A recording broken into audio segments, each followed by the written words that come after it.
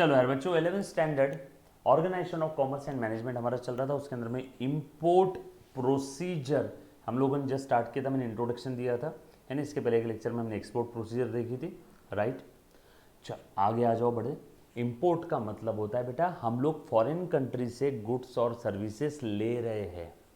Export foreign country को goods और services दे रहे हैं। इंपोर्ट फॉरेन कंट्री से गुड्स और सर्विसेज ले रहे हैं। इंपोर्ट की कुछ प्रोसीजर है बेटा, जैसे मैंने आपको जस्ट इनिशियली स्टार्ट किया था। एक्सपोर्ट के अंदर की और इंपोर्ट की काफ़ी सारी प्रोसीजर सेम है, ये है ना। चलो आ जाओ, थोड़ी सी चीज़ें बता देता हूँ, अच्छे से ध्यान देना। जैसे एक्सपोर्ट के अंदर में हमने देखा था बेटा, आप लोगों को अगर याद आ रहा होगा तो एक्सपोर्ट के अंदर में हमने देखा था रजिस्ट्रेशन लेना पड़ता है ना। सेम इंपोर्ट के अंदर में भी आपका रजिस्ट्रेशन रहेगा क्या? यस, इंपोर्ट में भी रजिस्ट्रेशन रहेगा डीजीएफटी का। सर डीजीएफटी का मतलब directorate general foreign trade, directorate general foreign trade, directorate general foreign trade. मैंने एक्सपोर्ट में पूरा डिटेल में इसका लॉन्ग फॉर्म लिखवा के दिया था। इनसे सर्टिफिकेट लेना है, इंपोर्ट एक्सपोर्ट सर्टिफिकेट नंबर, है ना। एग्जिम नंबर भी बोलते हैं उसको काफ़ी लोग, EXIM EX export dash IM import, EXIM number. Then income tax authority से पैन नंबर लेना पड़ेगा क्या? यस। GST अथॉरिटी से अप्रूवल लेना पड़ेगा क्या? यस, है ना। उसके बाद निगोशिएशन हमने देख लिया था, निगोशिएशन देख लिया था सेलर के साथ। अब हम इंपोर्ट कर रहे हैं, हम इंडिया में हैं, इंडिया में माल आ रहा है फॉरेन कंट्री से, F यानी फॉरेन कंट्री, हम हैं इंडिया में, तो ये हो गया सेलर, फॉरेनर जो भी रहेगा, और हम हैं इंपोर्टर, हम हैं बायर। तो सेलर के साथ नेगोशिएशन करना है। नेगोशिएशन का एक बच्चे ने मतलब पूछा था, negotiation related to price of goods, related to delivery कब होगी, क्रेडिट रेट कितना मिलेगा, और बाकी टर्म्स एंड कंडीशन, यस और no. Then pre import stage है। सेकेंड स्टेज क्या है बेटा? Pre import stage. अब जैसे प्लीज़ ध्यान दे दो, अब प्री इंपोर्ट स्टेज में कोटा सर्टिफिकेट लेना पड़ता है अगर आप रेस्ट्रिक्टेड आइटम्स बुलवा रहे हो तो। जैसे अगर आप चाइना से पटाखे, चाइना से खिलौने लेकर के आ रहे हो तो आपको कोटा सर्टिफिकेट लेना पड़ता है, क्योंकि वो रिस्ट्रिक्टेड आइटम है, इतनी आसानी से आप चाइना का माल इंडिया में नहीं लेके आ सकते हो। चाइनीज़ पटाखे, चाइनीज़ दिए, चाइनीज़ लाइटिंग, इसमें से काफ़ी सारे आइटम्स के ऊपर रेस्ट्रिक्शंस है, तो इंपोर्टर को ऐसे रिस्ट्रिक्टेड आइटम्स के लिए कोटा सर्टिफिकेट लेना पड़ता है फॉर रिस्ट्रिक्टेड आइटम। दूसरा फॉरेन एक्सचेंज क्लियरेंस। अब ये क्या चीज़ है?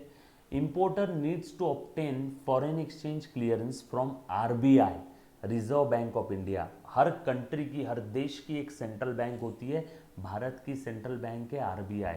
सेंट्रल बैंक मतलब है आपके गली नुक्कड़ पे जो सेंट्रल बैंक है उसकी बात नहीं कर रहा हूँ, हर देश की एक सेंट्रलाइज बैंक होती है, तो भारत की सेंट्रल बैंक है reserve Bank of India. So importer उसको पेमेंट करने वाला है, इंपोर्टर इसको पेमेंट करेगा, तो ये पेमेंट रुपीज़ में थोड़ी ना जाएगा, इसे कन्वर्ट करना पड़ेगा फॉरेन करेंसी में। तो ये कन्वर्जन के लिए आपको RBI से अप्रूवल लेना पड़ेगा। इतनी आसानी से देश का पैसा बाहर नहीं जाने देंगे, यस और नो, क्लियर है। उसके बाद ऑर्डर प्लेसमेंट रहेगा। सर ऑर्डर प्लेसमेंट मतलब अब जैसे ही फॉरेन एक्सचेंज का हमें क्लियरेंस मिल गया, सर्टिफिकेट मिल गया, अप्रूवल मिल गया RBI से, तो इंपोर्टर क्या करेगा? ऑर्डर प्लेस करेगा ओवरसीज सप्लायर को, जो भी ओवरसीज सप्लायर उधर का सेलर है उसे, ओवरसीज यानी 7 समुंदर पार, फॉरेनर है ना, फॉरेन कंट्री, ओवरसीज सप्लायर। तो हम लोग उसे ऑर्डर प्लेस करेंगे, ऑर्डर प्लेस करने के बाद में उसकी टर्म्स एंड कंडीशन सारी चीज़ें बता देगा, है ना। ऑर्डर प्लेसमेंट सो सिंपल, एक ही वर्ड के अंदर में ऑर्डर प्लेसमेंट। सब लोग साथ में है ना बेटा। देन लेटर ऑफ क्रेडिट रहेगा।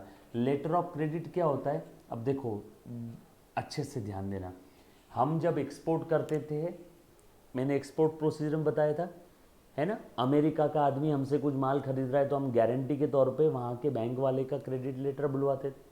तो उसी प्रकार से जब बाहर वाला आदमी, है ना, हमें कुछ बेच रहा है, हम उसको पैसे देने वाले हैं, तो वो यहाँ की बैंक की गारंटी, वो हमें नहीं पहचानता है, वो बोलता है भैया तुमने कल चल के पैसा नहीं दिया तो, तुमने डिफ़ॉल्ट कर दिया तो मुझे तुम्हारे बैंक का LC चाहिए, letter of credit.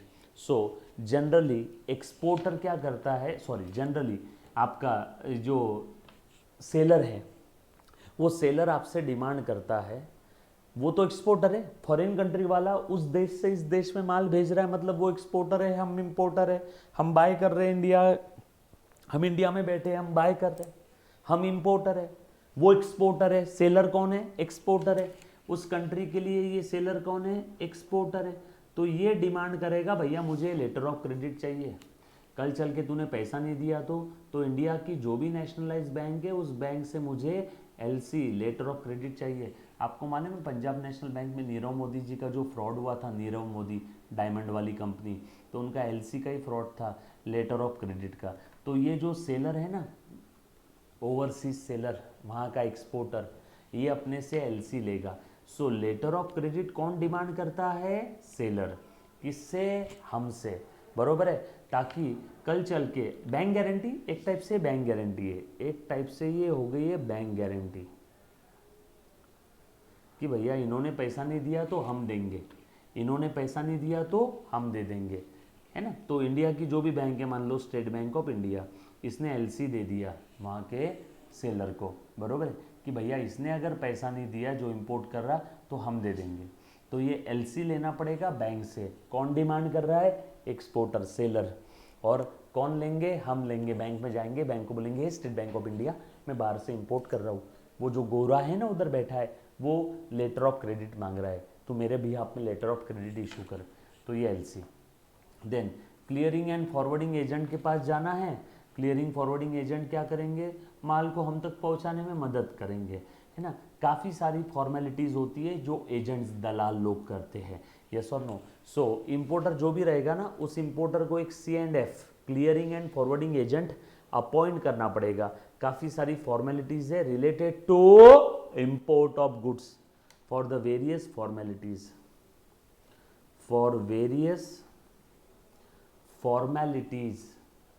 related to import of goods। And सबसे लास्ट में, बरोबर है, जैसे ही, प्लीज ध्यान देना बेटा, इंपोर्टर को शिपमेंट एडवाइस मिल जाएगा, वो सेलर उधर से बोलेगा माल डाल दिया, ये लो चिट्ठी, शिपमेंट एडवाइस, बरोबर है। तो यहाँ पे क्या करेगा बेटा? वो कस्टम के सारे जो भी ड्यूज है वो पे कर देगा। हम माल इंपोर्ट कर रहे हैं तो हमें यहाँ पे इंपोर्ट ड्यूटी देना पड़ता है। तो शिपमेंट एडवाइस मिलते ही हम लोगों को कस्टम क्लियरेंस की प्रोसीजर स्टार्ट करना है और माल इधर आने के बाद में अनलोड प्रोसीजर करना है। Custom procedure after shipment advice हम लोगों को कस्टम प्रोसीजर स्टार्ट करना है और माल आने के बाद उस माल को अनलोड करना है। माल आने के बाद उस माल को अनलोड करना है। यहाँ तक मेरे किसी भी प्यारे बच्चे को अगर कोई डाउट है तो एक बार पहले पूछो। Any student, any kind of doubt, simple है। सो प्री इंपोर्ट स्टेज के अंदर में कोटा सर्टिफिकेट लेना है अगर रिस्ट्रिक्टेड आइटम है तो, फॉरेन एक्सचेंज क्लियरेंस लेना है RBI से जो कि भारत की सेंट्रलाइज बैंक है। देन ऑर्डर प्लेस करना है, LC देना है उधर के सेलर को। Then clearing forwarding agent appoint करना है जो फॉर्मेलिटीज़ पूरी करेगा। देन उसके बाद लास्ट में है शिपमेंट एडवाइस। शिपमेंट एडवाइस में बेसिकली क्या होगा बेटा? आप लोगों को जैसे शिपमेंट एडवाइस मिल जाता उसके बाद आप आपकी यहाँ की कस्टम प्रोसीजर पूरी करोगे। सर कस्टम प्रोसीजर मतलब सेलर ने उधर से माल डाल दिया, माल इधर आने वाला है, तो माल आने के पहले ही यहाँ की प्रोसीजर स्टार्ट कर दो।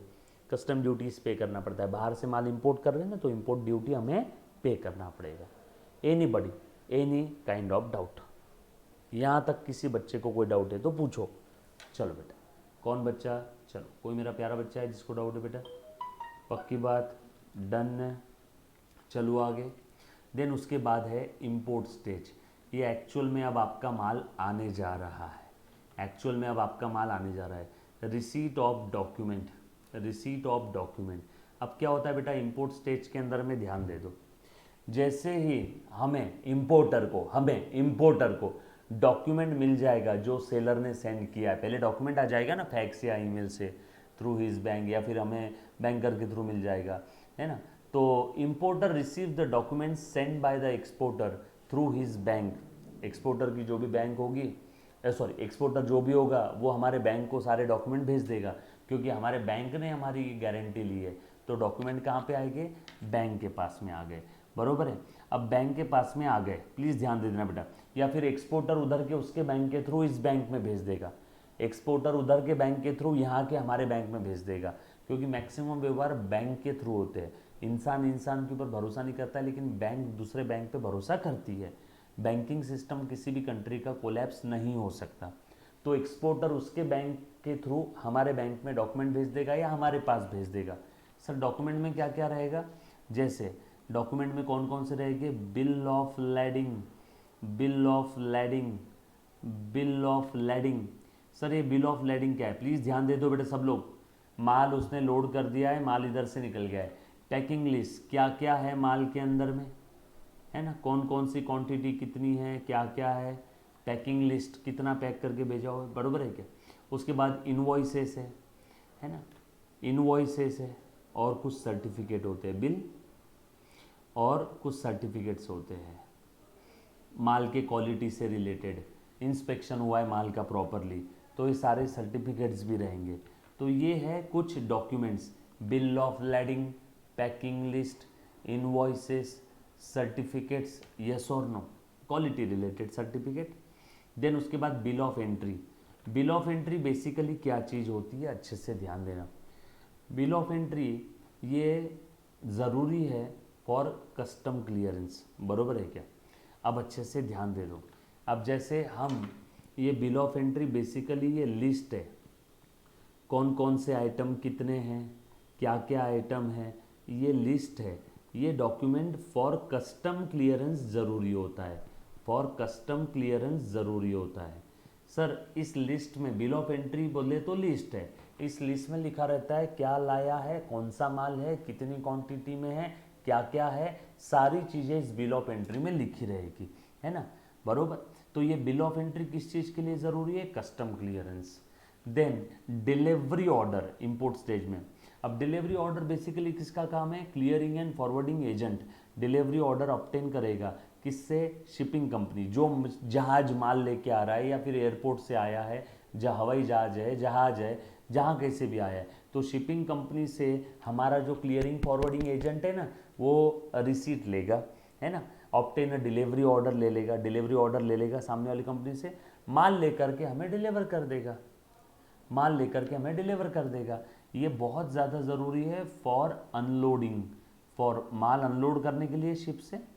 और सबसे लास्ट में हम लोगों को कस्टम ड्यूटी पे करना पड़ेगा क्या, यस, कस्टम ड्यूटी पे करने के लिए आपके पास सारे ऊपर के डॉक्यूमेंट होने बहुत ज़रूरी है, बरोबर है। सो कस्टम क्लियरेंस सबसे लास्ट वाला स्टेज है ना, इसमें फॉर्मेलिटीज़ है related to bill of entry, related to clearance, जो भी आपका माल रहेगा आपने क्या करना है, उस माल से रिलेटेड जो भी कस्टम ड्यूटी है वो पे कर देना है। इस पार्ट को कहते हैं कस्टम क्लियरेंस, इस पार्ट को क्या कहते हैं, कस्टम क्लियरेंस, है ना, क्लियर है। सर ये कस्टम क्लियरेंस के समय ऊपर के जितने भी डॉक्यूमेंट है वो सारे डॉक्यूमेंट डिमांड करने वाले हैं क्या, हाँ। देन उसके बाद है post import stage. Post import stage मतलब क्या, इंपोर्ट हो गया है, इंपोर्ट हो गया है। अब इंपोर्ट होने के बाद में क्या है, सबसे पहले तो क्या रहेगा, पोर्ट ट्रस्ट ड्यूज। हमारा माल जैसे ही पोर्ट में आ गया, पोर्ट में माल पड़ा हुआ है, पोर्ट यानी जहाँ कहीं पे भी हमने माल अनलोड किया हुआ है वहाँ पे माल पड़ा हुआ है। अब वो माल जो पड़ा हुआ है बेटा, उसका हमें ये रेंटल पे करना पड़ता है, उसके पेमेंट करना है, गोडाउन चार्जेस देना है, पोर्ट ट्रस्ट ड्यूज हमें नीड टू पे हमें देना पड़ेगा। जिस बंदरगाह पे हमारा माल उतरा हुआ है वहाँ के हमें ड्यूज पे करना पड़ता है, चार्जेस पे करने पड़ते हैं। उसके बाद कस्टम ड्यूटी भी पे करना है क्या, हाँ, कस्टम ड्यूटी भी पे करना पड़ेगा, नीड टू पे, नीड टू पे custom duty. Clearing forwarding agent हमारी मदद करेगा ये सब पेमेंट करने में।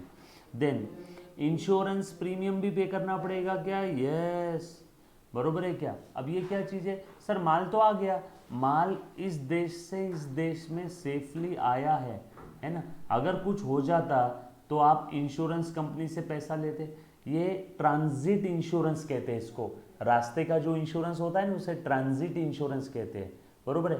अब वो यहाँ पे सेलर पे नहीं करेगा, वो हमें यहाँ पे माल आने के बाद पे करना पड़ेगा। सो नीड टू पे, सब पेमेंट ही पेमेंट है, फ्रेट पे करना है, एक्सपोर्टर के पेमेंट करने हैं, और उसके बाद फॉलो, माल कैसा था, सर्विस कैसी थी। एक्सपोर्टर आपसे 4 सवाल पूछेगा, फीडबैक फॉर्म भर दो, तो फॉलो अप फॉर्म भरना है। क्लियर, पक्की बात। यहाँ तक किसी बच्चे को अगर कोई डाउट है तो पूछो, एनीबॉडी।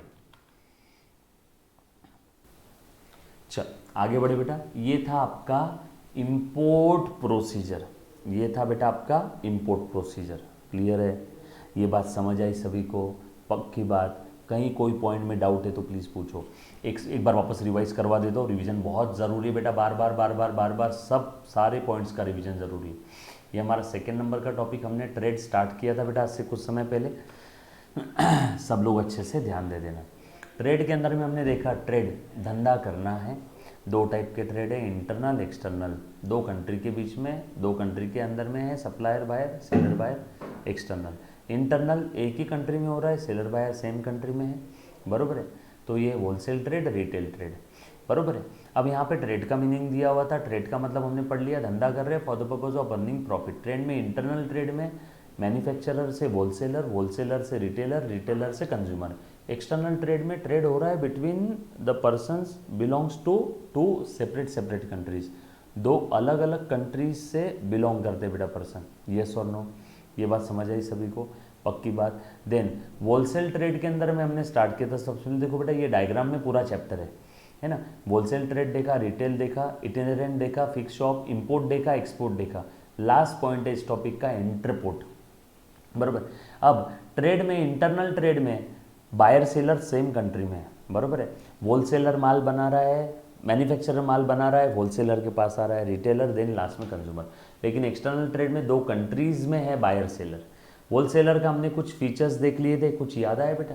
बहुत सारे क्वांटिटी माल ला करके रखा है, रिस्क इसकी है, डिस्ट्रीब्यूशन की, डील्स विथ वेरी 1 और 2 वेराइटी आइटम, लेकिन क्वांटिटी बहुत ज़्यादा है। जैसे मेरे पास लक्स सोप है ना, और हिमालय का शैम्पू है, बस 2 ही आइटम है, लेकिन क्वांटिटी लक्स सोप 10 लाख पड़े, हिमालय का शैम्पू 10-20 लाख पड़ा है। क्वांटिटी बहुत ज़्यादा है लेकिन आइटम 1-2 ही है। कैपिटल बहुत ज़्यादा रिक्वायर्ड है, प्राइस स्टेबिलिटी मेंटेन करना है, सब डिमांड सप्लाई के बैलेंसिंग के लिए। देन रिटेलर को माल बेचेंगे, मैन्युफैक्चरर को डायरेक्ट इन्फॉर्मेशन मिल जाएगी होलसेलर से, यानी हमसे। लार्ज स्केल में हम लोग माल खरीद के रखते हैं मैन्युफैक्चरर से, स्टॉक करके रखते हैं और फिर रिटेलर को बेचते हैं। और रिटेलर आपके जो भी एरिया का किराना दुकान वाला है वो रिटेलर है, वो आपको बेचेगा। सर्विसेज हमने देखी होलसेलर की, मैन्युफैक्चरर को क्या क्या सर्विसेज है, होलसेलर की, रिटेलर को क्या क्या सर्विसेज है। देन रिटेल ट्रेड का मतलब देखा, रिटेल ट्रेड के फीचर्स देखे। Then services of the retailer, wholesaler को क्या दे रहा है, कस्टमर को क्या दे रहा है। देन ये सारे रिटेलर्स के टाइप्स हमने कुछ देखे थे। इटिनरेंट, जिनकी फिक्स शॉप नहीं है, hawkers, peddlers, street traders, cheap jackets, cheap jacks, market traders. और फिक्स शॉप वाले स्मॉल है और लार्ज, लार्ज के अंदर में malls, one price shop, chain store वगैरह, ये सारी चीज़ें हमने देखी थी। Then export procedure, then import procedure. Export और import procedure very important, exam में सवाल आता है। अब मैं बात कर रहा हूँ एंट्रेपोर्ट की, अब मैं बात कर रहा हूँ एंट्रेपोर्ट। क्लियर? यहाँ तक मेरे किसी भी प्यारे बच्चे को किसी भी प्रकार का अगर डाउट है तो पहले एक बार पूछो, एनीबडी। क्लियर? जो भी बच्चे लाइव देख रहे हैं, समझ में आई सबको सारी चीज़ें? चलो आगे, पक्का, डन। चल आ जाओ। अब एंट्रीपोर्ट यानी बेसिकली क्या होता है, अच्छे से ध्यान देना बेटा। चलो, एनी गेस, एनी आइडिया? कोई ऐसा बच्चा है जिसको एंट्रीपोर्ट यानी मालूम है, एक वर्ड में लिख सकता है? हाँ,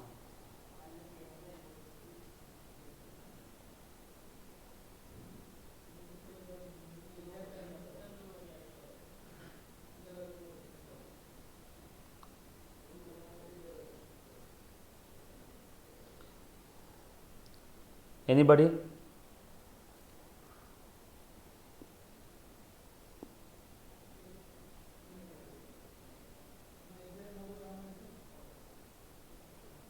ओके ओके, चल ठीक है, ओके। चलो आ जाओ आ जाओ। एंट्रीपोर्ट यानी बेसिकली क्या है, देखो ध्यान देना आपको समझाने के लिए। साउथ अफ्रीका से माल आ रहा है जापान, लेकिन रास्ते में वो माल थोड़े समय के लिए रेस्ट कर रहा है, आराम कर रहा है इंडिया में, बरोबर है। साउथ अफ्रीका से माल जा रहा है जापान, लेकिन रास्ते में उस माल को थोड़ा सा रुकना पड़ रहा है, रेस्ट करना पड़ रहा है। कहाँ पे? इंडिया में, बरोबर है। तो बेसिकली एंट्रीपोर्ट मतलब, एंट्रीपोर्ट ट्रेड मतलब क्या रहता है, सी पोर्ट और वेयर हाउस है ना। ये बेसिकली क्या है, सी पोर्ट और वेयर हाउस है where the goods would be imported और स्टोरेज और प्रोसेस बिफोर री एक्सपोर्ट। मतलब साउथ अफ्रीका से माल कहाँ जा रहा है, जापान, लेकिन रास्ते में, अब ये देखो साउथ अफ्रीका से फ्लाइट ने माल यहाँ पे उतार लिया इंडिया में, यहाँ पे गोडाउन के अंदर में, इंडिया के यहाँ पे गोडाउन के अंदर में, बरोबर है, ये हमने माल रख दिया है इंडिया के गोडाउन के अंदर में, यहाँ पे हमने माल रख दिया है बेटा, है ना, बात इंडिया के गोडाउन में यहाँ पे माल रख दिया है। और यहाँ पे जो गोडाउन, ये पोर्ट पे जो भी गोडाउन है, इसके चार्जेस हम लोग दे देंगे, इसके चार्जेस हम लोग दे देंगे, बरोबर है, ये जो भी यहाँ का एक्सपोर्टर होगा साउथ अफ्रीका का। और उसके बाद में क्या है बेटा, यहाँ पे कुछ समय माल रुकेगा और फिर हमें अगली फ्लाइट से माल चला जाएगा जापान, है ना। अगली फ्लाइट में माल कहाँ चला जाएगा, जापान में, यस और नो। सो देखो माल इंडिया में इंपोर्ट हुआ है क्या, हुआ है, लेकिन इंडिया में कंज्यूम होने के लिए इंपोर्ट हुआ है क्या, ना। इंडिया में माल रुका है फॉर द पर्पज ऑफ री एक्सपोर्ट। इंडिया से कहाँ जाएगा, अब जापान में। माल साउथ अफ्रीका से निकला, इंडिया में आया, लेकिन इंडिया में नहीं बिकेगा, ये माल इंडिया से जापान जाएगा, यहाँ से एक्सपोर्ट हुआ इंडिया में, इंडिया से री एक्सपोर्ट हो रहा है, फिर से एक्सपोर्ट हो रहा है ना, कहाँ पे, जापान के लिए। री exporting of the goods with और विदाउट प्रोसेसिंग और रीपैकिंग देम अगेन। इनको, ये माल यहाँ पे एज इट इज़ रखा है, यहाँ पे इस माल को प्रोसेस किया नहीं, इस माल को फिर से पैक किया नहीं, ऐसे के ऐसे ही बस रखा हुआ है, यहाँ से अगली फ्लाइट में चला जाएगा Japan. Goods do not face any import और export duties upon the shipment from port. यहाँ पे इस माल को इंडिया के लिए कोई ड्यूटी पे करना है क्या, नो। इंडिया की कस्टम ड्यूटी पे करना है क्या, नो। ये तो बस रास्ते में 2 पल के लिए विश्रांति ले रहा है, ये माल इंडिया का है ही नहीं, ना ही किसी इंडिया के इंपोर्टर ने इंपोर्ट करवाया, ये माल तो जापान जाने वाला है, बरोबर है। तो इस टाइप के ट्रेड को हम लोग कहते हैं एंट्रेपोर्ट, एंट्रेपोर्ट, यस और नो, क्लियर है। सो बेसिकली अच्छे से ध्यान दे देना, एक सी पोर्ट या वेयर हाउस होता है जो सपोर्ट करता है, जो माल को रखने के लिए जगह दे रहा है। कौन सा माल, वो माल जो एक कंट्री से इंपोर्ट हुआ है इंडिया में, यहाँ से री एक्सपोर्ट होने वाला है कोई तो दूसरे कंट्री में। इस माल को इंडिया में प्रोसेस किया नहीं, इंडिया में कुछ चेंज किया नहीं, थोड़े समय के लिए रुका हुआ है, ओनली स्टोर किया। बिल्कुल सही बोल रहे हो बेटा, बिल्कुल सही बोल रहे हो, सिर्फ स्टोरेज के लिए सर, प्रोसेस नहीं करना है, ओनली स्टोर करना है, बिल्कुल बिल्कुल सही है बेटा। ना ही प्रोसेस, ना ही रीपैकिंग, कुछ भी नहीं, बस माल रखा हुआ है, यहाँ से आगे जापान जाएगा। ये हो गया एंट्रेपोर्ट ट्रेड, बहुत आसान है, कुछ इसमें दिमाग लगाने का काम नहीं है, क्लियर है। ये समझ में आया सभी को, एंट्रेपोर्ट ट्रेड खत्म का, क्लियर। अब डिस्टिंग्विश बिटवीन हम लोग पढ़ने वाले हैं, बरोबर है, अच्छे से ध्यान देना। ये डिस्टिंग्विश बिटवीन ऑलरेडी मैंने पढ़ाया है क्या, इटिनेरेंट पढ़ाया हुआ है, फिक्स शॉप पढ़ाया हुआ है, ऑलरेडी पढ़ाया क्या हमने इटिनेरेंट और फिक्स शॉप। देखो तो ज़रा, ये इटिनेरेंट यही है क्या, और ये है फिक्स शॉप, बस इसी का डिस्टिंग्विश बिटवीन है। फिर उसके बाद लार्ज स्केल वगैरह का भी है, रिटेल ट्रेड का डिस्टिंग्विश है, देन एक्सपोर्ट और इंपोर्ट का डिस्टिंग्विश बिटवीन है, एंट्रपोर्ट का डिस्टिंग्विश बिटवीन है। तो सब डिस्टिंग्विश बिटवीन हम लोगों को यहाँ पे पढ़ना है। ये वो ही सारे पॉइंट्स है जो हमने ऑलरेडी पढ़े हुए हैं। इटिनेरेंट के पास में ये बहुत काम के हैं, very very very very very important, क्योंकि इसके अंदर में सारा चैप्टर रिवाइज हो जाएगा, एग्जाम में इसी के अंदर से क्वेश्चन आते हैं तो आप लिख पाओगे। इटिनेरेंट के पास में कोई फिक्स प्लेस होती है क्या, इटिनेरेंट के पास में कोई फिक्स प्लेस होती है क्या, no fix place. Fix shop वाले के पास एक फिक्स जगह होती है, दुकान के लिए फिक्स प्लेस है। ये तो बेचारे घूमते रहते, हाथ गाड़ी, आलू ले लो, कांदा ले लो, घूमते रहते दिन भर, यस और नो। उसके बाद कैपिटल इसमें लिमिटेड लगता है, इसमें capital generally as compare to itinerant ज़्यादा लगता है। इनके पास स्टॉक भी लिमिटेड रहता है, हाथ गाड़ी पे छोटी सी रास्ते साइड दुकान है, फुटपाथ पे दुकान है, यहाँ पे लार्ज स्टॉक लगता है। यहाँ पे लो क्वालिटी गुड्स मिलते हैं, यहाँ पे क्वालिटी गुड्स मिलेंगे फिक्स शॉप पे। वेराइटी कम रहेगी, यहाँ पे वेराइटी भी ज़्यादा रहेगी। यहाँ प्राइस लो रहेगी, यहाँ प्राइस हाई रहेगी due to highest overhead cost, है ना। दुकान लेके बैठा है तो ओवरहेड कॉस्ट ज़्यादा है। ओवरहेड कॉस्ट यानी बाकी के खर्चे, ओवरहेड कॉस्ट यानी बाकी के खर्चे, इलेक्ट्रिसिटी, झगमग, लाइट, एकदम रेड कारपेट, ये वो, है ना, सब उस टाइप का। क्रेडिट फैसिलिटीज़ पे नहीं मिलती है ना। रास्ते वाले दुकान वालों से उधारी माल ले सकते हो क्या, यहाँ पे जनरली मिल जाती है ना। Offers door to door service, ये डोर टू डोर सर्विस भी देने वाले होते हैं ना। आलू ले लो, कांदा ले लो, हाथ गाड़ी लेके घूम रहा है हर जगह पे, door to door service generally नहीं मिलती, लेकिन अब अमेजोन ने दे दिया है। Do not provide after sale service, यहाँ पे रहेगी। चॉइस ऑफ गुड्स ज़्यादा है, यहाँ पे लिमिटेड चॉइस है ना। इटिनरेंट। जनरल स्टोर और स्पेशलिटी शॉप में क्या फ़र्क है। Speciality shop dealing with the specialised product, जैसे कुछ ऐसी शॉप है जहाँ पे सिर्फ मेकअप का सामान मिलता है। जनरल स्टोर में सब मिल जाएगा, किराना, मेकअप, थोड़ी बहुत मेडिसिन भी मिल जाती है, विक्स, झंडू बाम, आयोडेक्स वगैरह। ये रेसिडेंशियल एरिया में होती है, ये शॉपिंग सेंटर्स में होती है। यहाँ पे प्राइस लो है, यहाँ पे प्राइस हाई रहेगी। Day to day required goods यहाँ मिल जाएंगे, यहाँ स्पेशलाइज्ड गुड्स मिलेंगे जो जनरली रोज मॉल जाते हैं क्या हम लोग, नो। यहाँ do not spend on advertisement, ये spends more on advertisement. Less variety, more variety. Departmental store और चेन स्टोर में क्या अंतर है। Departmental store large retail store, chain store में रिटेल शॉप छोटी छोटी है अलग अलग एरिया में। Chain store control and manage by the single organisation selling one line of the product. लेकिन डिपार्टमेंटल में बहुत सारे डिपार्टमेंट है, बच्चों का अलग, किराने का अलग, कपड़ों का अलग, है ना। उसके बाद deals with the variety of goods, यहाँ पे एक particular type of the goods ही आपको मिलेगा। जैसे चेन स्टोर है, मैकडी चेन स्टोर का बेस्ट एग्जांपल है। मैकडी पे आपको किराना सामान मिलता है क्या, नो। एक पर्टिकुलर टाइप ऑफ प्रोडक्ट जो मैन्युफैक्चरर बनाता है, बर्गर, आलू टिक्की, मैक वेजी मील, उसी टाइप के प्रोडक्ट मिलेंगे। Different parts of the city और कंट्री, यहाँ पे सेंट्रलाइज लोकेशन में रहेगा, ये डिफरेंट डिफरेंट पार्ट्स में रह सकता है। लार्ज कैपिटल, यहाँ पे लेस कैपिटल है, छोटी मोटी शॉप ही रहेगी। वेरी हाई, कंपेरेटिवली लेस, यहाँ पे ऑपरेटिंग कॉस्ट वेरी हाई, यहाँ पे less. Price very high, less. Capital ज़्यादा लगने वाला, यहाँ कम लगेगा। लोकेशन, ये पॉइंट का जो है ना, किस पॉइंट के भरोसे हम लोग डिस्टिंग्विश बिटवीन कर रहे हैं, ये वो पॉइंट्स है, बरोबर है, क्लियर। उसके बाद होलसेलर एंड रिटेलर, ये पॉइंट्स हमने सारे देखे हैं, रीड करना है। होलसेलर का मीनिंग दिया हुआ है, person who conduct the wholesale trade, जो रिटेल ट्रेड करता है। कैपिटल यहाँ ज़्यादा लगेगा, यहाँ कम कैपिटल। लिंक बिटवीन मैन्युफैक्चरर और रिटेलर है, ये लिंक बिटवीन रिटेलर किसके बीच में, होलसेलर से माल लेता है, कस्टमर को देता है, बीच में रिटेलर होलसेलर से लेता है, कस्टमर को देता है।